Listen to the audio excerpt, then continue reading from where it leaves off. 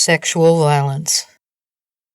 This theme in many ways continues the exploration of the demonization of the goddess, yet it is in most ways, in fact, an outgrowth of that process. We now turn our attention on a topic difficult for many of you to think and talk about, and even more difficult to understand, the truth about why it occurs as it does and as often as it does. In some ways, the entire teaching has led to this point. The importance of the reality of sexual violence and your invitation to heal, to come out of it and its effects, cannot be overstated. The prevalence of sexual violence on your planet can overwhelm any human who considers it, whether being aware of having experienced it directly or not.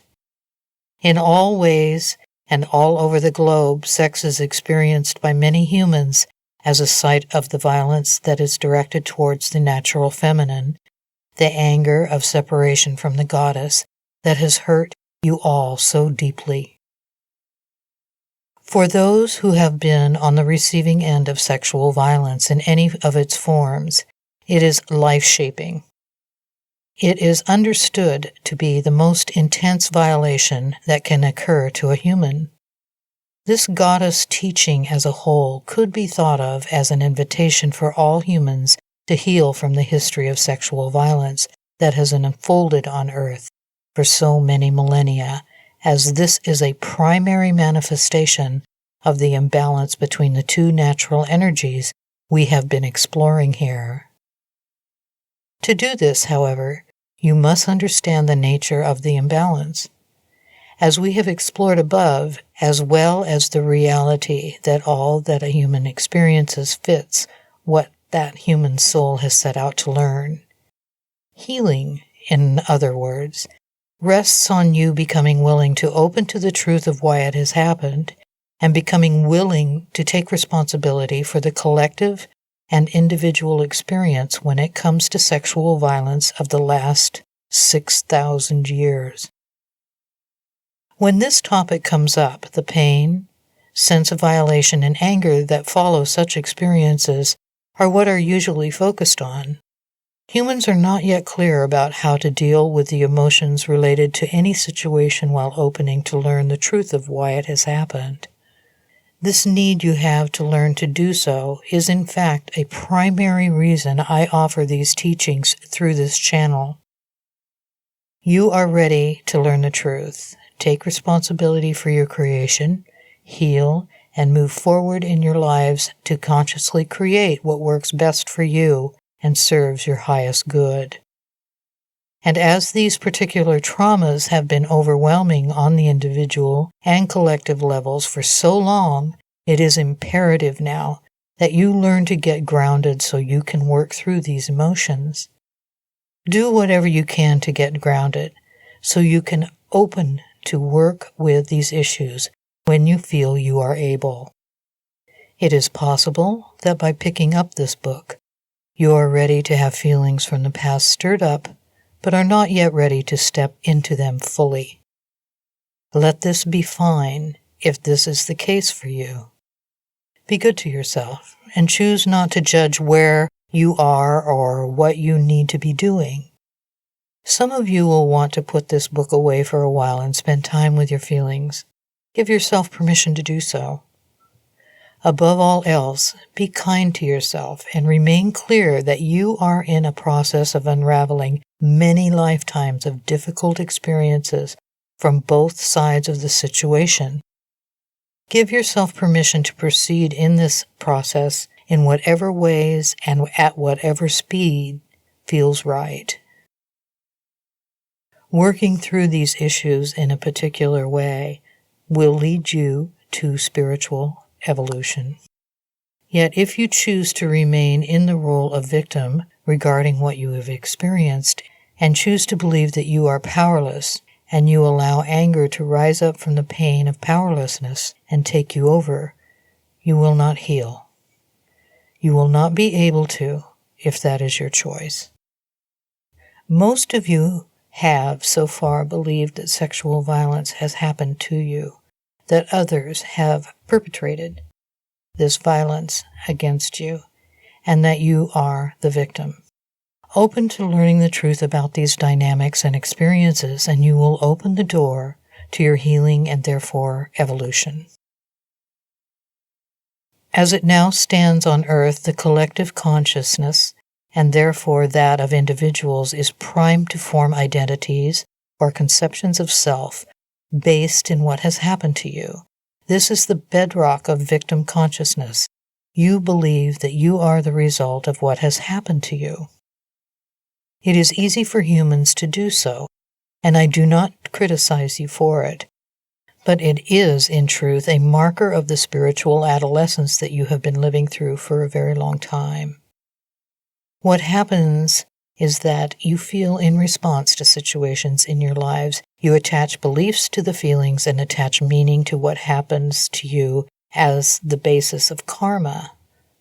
Then these beliefs are, so to speak, solidified in your energetic field and consciousness as knots and bruises, and the world around you cannot help but support you in learning about these knots and bruises you carry in your field by manifesting dynamics, relationships, and situations that reflect them. So I am saying that you are prone to identifying with your life experiences because you carry the emotions that create them, and in their creation around you, you come to believe that these situations and your feelings in response to them are who you are. But you are not your history. You are not the sum of your experiences and the emotions in you that have resulted. You are a powerful, divine, creative being, creating your experiences so that you can learn what it is and means to live as a human with so many other humans. You are the divine, and you are perfecting the process of learning about yourself through billions and billions of human lives on earth again and again. As it is, you experience something painful, and you have a choice about whether to assign meaning to why it happened. You have the choice to develop a belief about it or let it be in your mind and heart a learning experience of the present moment, something that you need to see and learn about yourself, a reflection of what you are carrying in your energetic field that serves your evolution. But for as long as there have been humans, you have felt that you did not have a choice about this. You have not had a right sort of conceptual framework that truly explained why things happen as they do, how you, as goddess and god, are learning through all manner of life experiences over the course of these many lives. How you have understood this so far has made the best kind of sense given the framework of consciousness from within which you have been working. This teaching is available to you now because you are ready to step into your spiritual maturity by understanding the point of your creations and taking responsibility for them. Choose not to be frustrated that you have cycled through this painful way of experiencing life to this point. Choose to accept that it is all part of the journey all that is has undertaken to learn about itself through human lives. So, in the history of your many lives on earth, the various human yous associated with your soul have come to believe that you are what happens to you, and that you are the emotions that result from your experiences. Something difficult, painful, or traumatic happens to you as a result of a choice of some kind, and the feelings that arise in you become firm within your consciousness as something that is true about you. I am someone who gets hit. I am someone who lies. I am someone who is raped. As you carry this belief, you manifest it in reality. The material, manifest world cannot help but create life around you in direct response to the divine energetic command that is the belief you are carrying. This is natural law, and it is, in fact, a reflection of the power you carry as a divine being. It is proof of it And then, when the hitting, lying, or raping happens again, you become enraged because you feel powerless to stop it. You feel something has overwhelmed or overpowered you. You re-experience one kind of trauma or another, and your pain explodes in anger that you had to experience it again, that you could not protect yourself from experiencing that pain again, and perhaps did not deserve to be protected from experiencing it again. Can you see how this cycle reflects what I am calling humanity's spiritual adolescence? It is a time of believing yourselves to be powerless about what happens to you while running the energies in your energetic field and consciousness that create everything in your lives. So far, you have ended up in any given iteration of this cycle in shock or dissociated, perhaps hating yourself for having been unable to stop the thing from happening or hating others for having done the thing to you. Shock is a disconnection, and if you feel lifeless or disconnected from your feelings about what has happened to you, it is time that you figure out how to explore opening to feeling what you are carrying, to begin opening to feeling it again so that you can shift your experience of it and thereby heal it. The feelings can seem too much to open to, I know. Get grounded and locate the part of you within you that can have faith that you can work through this. You can, in fact, heal. I have mentioned hatred as the other response. Hatred is anger, which always is a response to pain. If you are angry about what has happened to you, please understand that living with anger about a thing cannot possibly lead to healing it. Again, all anger is rooted in pain. It is time that you sit down and with total, utter, unflinching awareness, open to feel the pain that you carry about sexual violence. You are strong enough to do this, I assure you. Get grounded, and you can most certainly do this. I do not wish that you in any way shame yourself for being angry, and I invite you to take what I am saying without assuming I am trying to invalidate your anger. I simply wish to point out to you that the healing pathway that can open for you when you are ready to shift your experience of how you are carrying your emotional history in your energetic field and body. Such awareness of what is really happening and being willing to feel what you are carrying and shift the experience of it and release it are the keys to growth as divine beings for all humans now. If you do not open to feel what you are carrying, then you cannot change your experience of it. If you block the pain that you are carrying about sexual violence in any or all of its forms with anger to ensure that you will not be hurt again, you cut yourself off from experiencing the truth of yourself as a divine being, creating your life to serve the learning journey of your soul, and therefore the journey of all that is.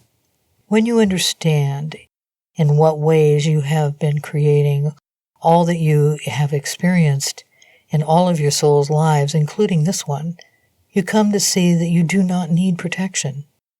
At that point, you will see that the beliefs you carry in your energetic field and consciousness, even if you are not aware of them, are what create your experience, and you will see clearly that to change your life, you simply need to change your beliefs. Footnote. To understand what beliefs you carry of which you may not be conscious, observe what it is that you are experiencing that you wish not to experience. This can be in the present moment or over the history of your life. Accept the truth that if you are experiencing it, there is a belief in your field that is creating the situation or dynamic. Analyze, in a backward fashion, so to speak, what kind of belief creates this experience? What could I possibly be carrying as a fear, for example, that would manifest as this? One example is if you are drawing to yourself people who try to bully you. in your field is some sort of belief about people who bully others, or perhaps one about your ability to stand up for yourself. Once you identify and isolate the belief, you can change it, and these people will not be drawn to you. There will be no need once you have unraveled the knot in your energetic field consciousness. End of footnote. When it comes to sexual violence, a primary belief that runs through humans as individuals and as a collective is that you are not safe. You have had experiences learning about yourselves as divine creative sexual beings through the lens of not feeling safe. You have had experiences when you opened to sexual expression with another and have not been honored, not been taken care of, or not been treated in ways that you are very clear are loving ways. And you have internalized the traumas of those experiences as levels of identity, leaving you feeling that you are someone who is not safe when it comes to sexual dynamics, relationships, and situations. You have come to identify as someone who has trust issues when it comes to sexuality, which in fact draws others to you whom you cannot trust.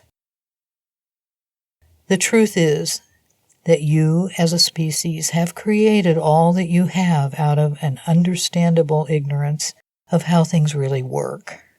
Humans have for a long time approached sexuality from the mindset of the masculine, which is to say the control and domination-oriented mindset of the patriarchy that we have explored in the previous sections of this teaching. The realities of who you are as sexual beings you have attempted as a collective to override and overwrite in favor of the imbalanced mindset that you have lived through as you have been exploring what it means to make a decision about your nature instead of honoring your true nature. You have now seen the results of what happens when you do so. Now you are all reeling from the effects of treating each other to sexual experiences that have left you feeling disconnected, violated, dishonored, and ultimately alone in the world. At any given time, about half the population is male, and the other half female. But remember that you all have lived numerous lives as men and women, and that in each of these many lives, you are all exploring the right ways to relate to self and other, given the sort of social, political, philosophical, and religious parameters in play at any given time.